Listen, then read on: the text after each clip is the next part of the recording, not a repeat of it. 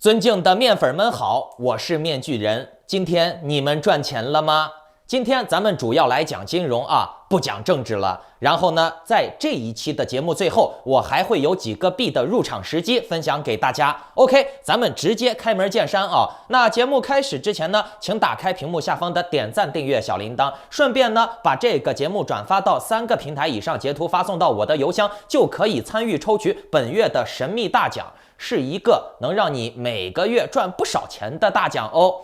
好，先给大家说一个，这个币安呀，又倒霉了。你看，面具人上个节目就说了，这个币安会被各国围堵的。你看面具人我的这个嘴呀，哎呀，真的是乌鸦嘴呀。经土耳其金融犯罪调查委员会马萨克统计。这个名字好像挺奇怪的，真的是叫马萨克。这个机构他说，币安的土耳其业务因违反了反洗钱法，所以呢要被处以800万里拉的罚款。那这800万里拉和美元兑换下来，折合下来差不多是75万美元。那这也已经是相当严重的罚款了，算成人民币已经400-500万、500-600万了吧。这一数额相当于对该罪行的最高行政罚款。那说到这儿了，可能有观众会好奇了，土耳其政府是为什么要罚币安呢？究竟是什么理由呢？是不是因为币安搞了什么金融诈骗之类的？面具人，我告诉你，不是，并不是因为币安把别人爆仓了，把别人这个套路了。导致了很多人亏钱，然后呢，这些政府们去查币安，罚币安的钱。其实币安搞死这些韭菜，割了这些韭菜，割到的钱如果能够跟政府分享的话，政府是不会找币安的麻烦的。这个准则是全世界通用的。底层的韭菜就只有被割的份儿，你被割了，你想反抗，政府也不会帮你的，因为官商一家嘛。他们的目标都是割韭菜，明白没？之所以土耳其政府要罚币安，这个理由是面具人说过的全球右转的问题。马萨克表示，币安土耳其因违反了该国的防止犯罪所得洗钱法第5549号法律中规定的若干条款。据该监管机构称，币安在其管辖范围内的运营未能识别和核实其客户的个人信息。这次罚款呢，也使币安成为了第一个被土耳其政府罚款的加密货币企业。那这一次的罚款事件呀，说白了，就是币安为土耳其政府收集用户实名制信息不利，上面的奴隶主不高兴了。你币安收集这些信息，没有100%的把他们实名制了，你这是管理奴才不到位呀！你还想不想在我这里混了呢？先罚你个几百万吧。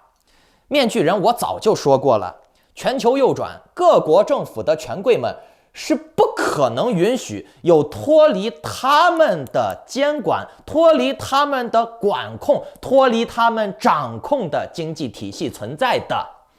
加密货币交易所甚至是钱包呀，这些东西都已经脱离了传统的法币监管范围，脱离了传统的这些政府的权贵们的监管范围。那既然这样的话，我告诉你，那各国的政府权贵们肯定是要搞什么实名制呀，搞什么严查严打呀，对不对？你们可以去看一下，现在全世界各国都在要求加密货币交易所甚至是钱包都要实名制。其理由就是，为了什么维护人民财产安全呀，为了什么打击洗钱犯罪呀，这种官话套话说是为人民好，我不知道你们信不信反正我觉得吧，如果说你这些政府的权贵们真想为人民好，你看全世界哪个当官的没有钱？不管是中国、美国、日本、韩国还是台湾那当官的肯定比平民老百姓有钱得多。你如果说你这些政府人民公仆真的是为老百姓好，你直接拿出你的钱捐给老百姓就行了嘛？你何必天天惦记着老百姓口袋那里面的三瓜两枣，什么加密货币不加密货币的，什么钱包不钱包的，还要实名制，还要知道他们这个钱是谁用的，用到哪儿了，怎么用的啊？然后呢，统一监管起来啊！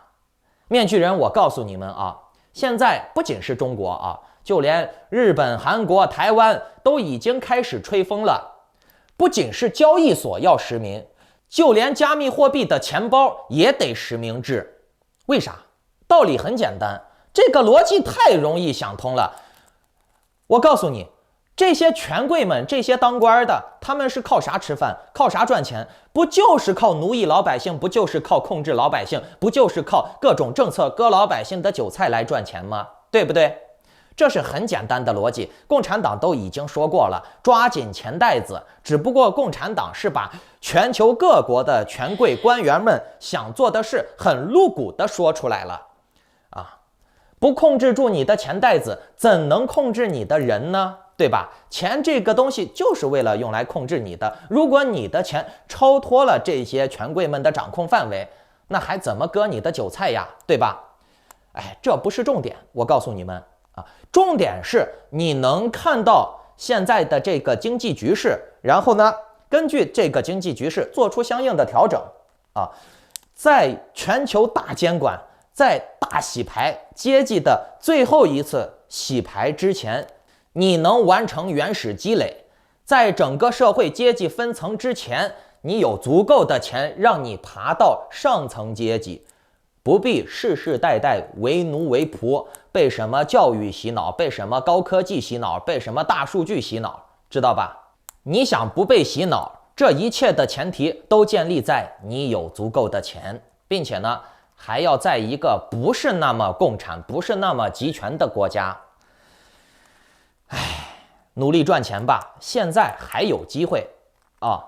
再往后个几年，那可真的就难了。什么大数据、高科技管控啊，通通都会来的。面先知我说的事情，尤其是政治政策类的事情，有哪一个没有实现？基本上大部分都实现了吧，对不对？啊，我说的什么这些上班监控呀，延迟退休呀，数字人民币呀，包括全世界都会搞这种数字货币，包括监控你的隐私，监控你的行为，监控你的轨迹都会做的，全世界都会这么做的啊。而你需要做的就是在这一天到来之前成为一个有足够钱能让你脱离出对底层监控的这种高科技奴隶制的范围之外啊。人活着很简单，就是两个道理，两条路。当奴隶或者是当奴隶主有关于这方面的问题我在我的教育类的节目也经常讲过，尤其是大陆人、台湾人很多人尤其是奴隶家庭的孩子生下来就已经注定了他就是下一代还是奴隶，下下一代还是奴隶。为什么？因为老奴隶只会教小奴隶如何做好一个奴隶讨口饭吃。为什么人家奴隶主的孩子还依然是奴隶主呢？因为人家从小就学习怎么奴役你这种奴隶，怎么控制你们人家看世界的角度和你看世界的角度是不一样的。你从小是学习要听话，人家从小是学习如何让你们听话，听懂了没？好了，来说今天的第二个话题我今天重点想来讲一下 DAO， 网上也有人把它叫做道。那这个道的概念是最近才炒起来的，并且呢最近炒得很火，其势头呢不亚于前段时间的 NFT 元宇宙之类的。好，面具人就来给大家分析一下这个玩意儿到底能不能玩这个道究竟有没有投资潜力，究竟能不能形成一个经济风暴呢？道其实是英文的，这个英文很难念，很绕口 ，Decentralized Autonomous Organization 应该是这么念其翻译过来就是去中心化自治组织，缩写为 DAO， 也叫做道。也有人称之为自协组织。DAO 是通过一系列公开的规则，让用户可以在无中心化干预和管理的情况下，以民主投票的模式，包括自主运动的模式进行的自组织结构。DAO 的治理权通常是由一系列的自治组织或者是用户们统一发起的这种投票或者是通证来进行表达。参与者们可以通过购买其选票或者是购买其产品，拥有一定的决策权，或者是通过做出一定的贡献来获得他们的这个通证。这个通证就相当于那个投票的票等于说你有了这个票以后，你就能成为这个组织的治理者和那个投票者。那治理者又可以通过以通证凭据，就是拿着那个票进行投票，来决定这个项目的决策和运营，并享受决策和运营带来的相应的权益或者是收益。听起来比较复杂，或者是听起来很美好，对吧？什么民主呀，大家拿选票呀，大家来投票决定这个公司的发展和管理，对吧？ But 面具人，我想问你们，这种形式能否运用于商业模式当中？能不能？你们仔细的去思考一下。刚才他说的这种模式说的云里雾里的总之呢，就是说散户可以决定公司的发展，散户可以决定公司项目的运营。好，我问你们，咱们就拿区块链网站来说，这个区块链的智能合约谁来写？P 图谁来 P？ 网站谁来做？服务器谁来维护？平台开发的成本谁来出？平台由谁来开发？是谁先开发的这个项目？网站谁来控制？代码谁来写？我就问你，你一个普通的买币的逼民有这个本事吗？你有这个专业技能吗？没有吧？好，就算是你有，这个网站是你说的算吗？而且咱们再反过来想，就算是有一堆人有这种本事，有这个资本，可以去开发，可以去做这个事儿，那我就想问你了，有这个本事的人为啥要这么做？那肯定不是为人民服务啦，当然是为了割韭菜了，对吧？其实呀，面具人，我告诉你们一个真理，这是宇宙真理，这是万物的真理，那就是去中心化是根本不可能存在于商业模式当中的。实际上呢，去中心化，尤其是绝对的去中心化的概念也是违反物理规则的。宇宙中的万事万物都是有中心化的，所谓的去中心化只是相对概念就像静止一样，是永远不可能达到的。所谓的静止在宇宙中是不存在的，静止只有相对的，去中心化也一样。你们可以想一下，从小到原子分子，到最大，到什么太阳系、银河系，整个宇宙，它都是有中心化的，明白了没？去中心化只能越接近，只能是相对的概念。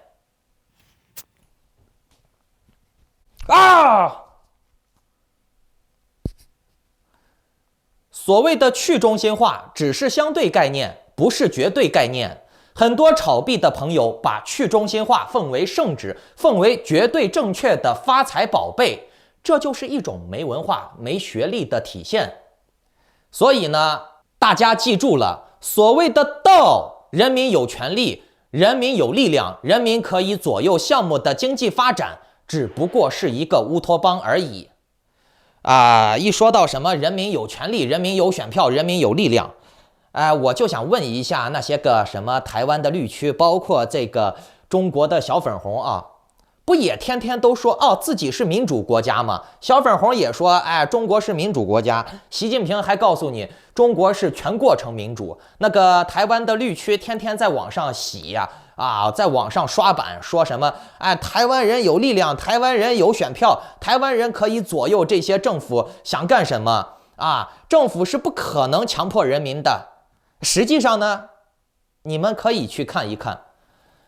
不管是中国共产党还是台湾的那个什么党他们的哪一个目的没有达到呢？是不是？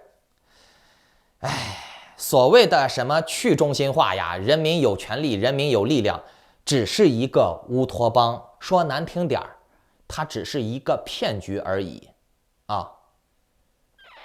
牵扯到钱，牵扯到权力的事情一定是弱肉强食，一定是高压低，低压小，听懂了没？高的欺负低的，低的欺负矮的，矮的欺负那最小的。大家如果说不信面具人我的这个话，你们可以仔细的去观察一下，你在任何你投资过的项目当中，不管它是去不去中心化的不管它是什么道呀、DeFi 呀、Swap 呀、GameFi 呀，你仔细的去观察，你在这些项目当中，你除了消费砸钱进去，除此之外，你是没有任何权利的，对不对？来，你们仔细的回想一下，看看面具人我是不是说错了？所谓的什么投票呀、合约呀，这些都是人家给你安排好的，让你有一种假象而已，让你有这种我有权利，我全过成民主了。实际上呢，你也只是那些个你想知道你现在是什么状态你可以去看一看大陆的那些小粉红生在红旗下，长在春风里的那种我为祖国唱首歌的那种他确实从他生下来到长大的那个认知里面，让他觉得共产党就是民主的，共产党就是全过程民主、为人民服务的好党，他是绝对爱党的。他一听到别人说共产党不民主，他就跟你急，他觉得你是错的。同样的，这些币圈里面的，在这些什么这个组织那个自治组织里面在那个群里面抱团取暖、互相洗脑的互相参照的那些人，也是在这一个圈子里面被这个所谓的一个乌托邦概念洗脑而产生的一种心理的应激反应。他会觉得去中心化是圣旨，我这个东西是完完全全没有中心化的，完完全全能让大家赚钱的是没有老板，没有任何人能控制这个网站的。我就问你们各位观众，你信吗？你信吗？对不对别觉得你认为的东西就是对的。面具人我都经常私下里面自己问问我自己，我想的东西到底对不对。我告诉你，我每天至少要用一个反的东西来推我自己，推好几十次呢，知道吗？因为这是我进步的源泉你别看那大陆的小粉红是这样，就台湾的好多这些年轻人绿区，他也觉得台湾是亚洲最民主的国家，台湾的这个军事能把中共从这个南海打到陕北去能这个一瞬间歼灭所有的共产党军队。这就是很多台湾人他相信的。没办法，因为他的认知建立，他的思维已经被先入为主了，他认为这是对的。听懂了没？人呀，一定要放开眼界，不要整天在一个地洞里面在一个小群里面听听某老师给你讲个故事，给你讲个课，然后你就觉得你领悟到了宇宙真理了，然后你就觉得你比你亲妈还厉害了。你觉得可能吗？是你有可能比你亲妈还厉害，但是呢，一定不是某个搞传销、搞金融诈骗的人给你洗了2下脑，让你练了一下葵花宝典以后，你就能比你妈厉害了，对不对？人呀，要提升自己的眼界，提升自己的科学思维能力，提升自己的正推反推的能力，提升自己的这个对事物的发展，对自己利润考量的这个衡量的能力。一个事情值不值得去做，风险在哪儿，投资的大小，这才是你考虑的所谓的那什么投票呀、什么网站呀、服务器呀，我问你，哎，网站在你手里吗？服务器在你手里吗？啊，你能控制个啥嘛？对吧？你只能控制你上厕所、拉屎、尿尿、睡觉、吃饭、喝水啊，剩下的都是人家给你安排好的，让你有一种假象而已。包括接下来的 WEB 3.0，最近也是吹得神乎其神的，其实也就那样。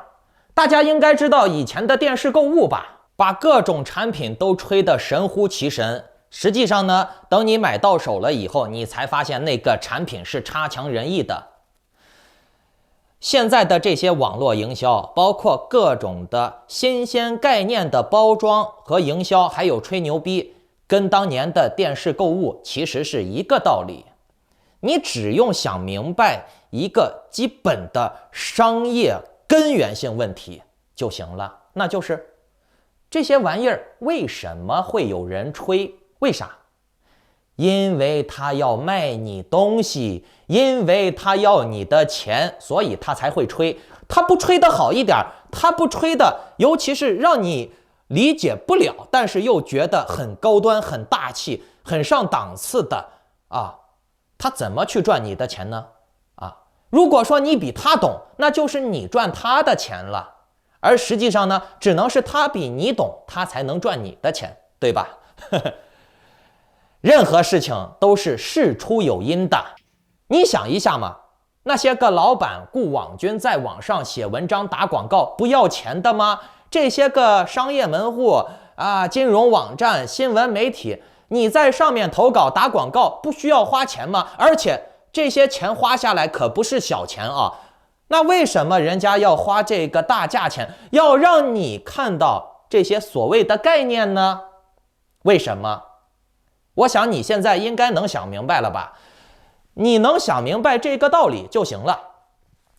至于这个道，它究竟能不能投资，可不可以玩？我告诉你，可以玩啊，因为最近这个东西有老板，有庄家，有机构在炒作它，所以呢，大家蹭一下东风是可以的，但是绝对不要贪，不要常拿。就像前段时间的什么 Gala、Mbox、Sand， 包括其他的元宇宙项目是一样的啊，短期内涨得猛得很，但是呢，涨过了那一阵营销的热头了以后，就完蛋了，就吃屎了，就上不去了，就软了，对吧？总要有人来接最后一棒嘛，总有人要来接最后一棒的。所以说呢，道类的项目也是这个道理。面具人，我在这里啊，可以给大家推荐一些道类的项目，包括你看奇道，还有那个 Boring 道，都是可以用一些娱乐性的资金去买一些娱乐一下的，可以尝试性的去玩一玩，但是绝对不要投多，并且呢，赚到就要跑，这种项目是绝对不可能常拿的，听懂了没？乌合之众是没有任何的科学管理能力的。这种自治组织，包括什么 DAO 呀，它究竟能不能发展成什么样子？你只需要参考人类历史上的这些自治组织就能明白了。什么陈胜吴广呀、斯巴达克斯呀这类的，它可以短时间的形成一阵风暴，但是长期的它就会自己从内部而瓦解掉啊，更别说这些盘子明显就是有人操控，有人给你设了一个赌场啊，让你们进来互相洗脑，感觉好像你们都是人人有力量的，实际上呢，你们都是傻逼，被我圈起来了。然后呢，到适当时机，我会把你们全都割了。懂了没？它是没有任何的那个实际支撑的，听懂了吧？哦，对了，一说到实际支撑啊，那个企鹅币就不一样了。企鹅币看它有的功能很多 ，DeFi、Swap， 还有它的 IDO 私募，还有它接下来的游戏，这些都是属于实用价值的范畴。所以呢，这个玩意儿是有一定的实际投资价值的。我给你们透露一个消息吧，企鹅币下周可能会放出新的 IDO 的消息，大家可以关注一下，因为在那个阶段是有可能会爆拉的哦。今天那个企鹅之前发的 IDO 就会结束了，就是那个猫啊，那个赌博猫的 IDO。很多人会担心说，这个企鹅币的猫的 IDO 一旦结束了以后，就会出现大砸盘。但是面具人，我觉得吧，还有可能不会砸盘。为啥啊？这个化学过程比较复杂，牵扯的概念比较多，我等会儿会在会员群里面给大家分析的。而且呢，我最近还在测试一个雪崩链新上的 NFT 项目，这个项目看起来还蛮有趣的，并且呢，它的经济模型还不错，而且呢，官方规划的各种发展啊，包括各种功能的铺开和拓展、生态治理，还都算不错。但是这个项目我目前还不能公开推给各位。因为我还是需要有一定的时间去完成我的测试啊，需要时间来验证这个项目的生命力。等过了测试期、观察期以后，确实这个项目不错，我就会把这个项目带给大家见面的。但是现阶段这个消息只能给我的那些承受能力强的、胆子大的、愿意跟我一起去做早期测试的会员朋友们。那好，如果你想赚更多的钱，想紧跟面具人的项目，想参加一些早期的项目的预售，以达到利润最大化的，包括想知道面具人我擅长的一些币的精准点位的分析的，或者是想知道各个政府的坑爹政策是如何害你的，而做到提前预防、保财保命的，比如说大陆人、台湾人是最需要知道接下来的各种的坑爹政策是如何害你的，想知道。想提前的保存你的资产，那就请下载 Line 或者 Telegram 搜索添加 ID Maskman118，找面先知我办理会员入群手续。如果你不信我的话，你不相信我的政治敏锐力的话，不相信我的政治嗅觉的话，各位可以翻一下我去年、前年的节目。如果你不相信面具人我对各种潜力币的发掘的能力的话，可以去翻阅一下我从现在开始往半年前数的各种的财经类的节目。OK， 最后祝愿各位好运，拜拜。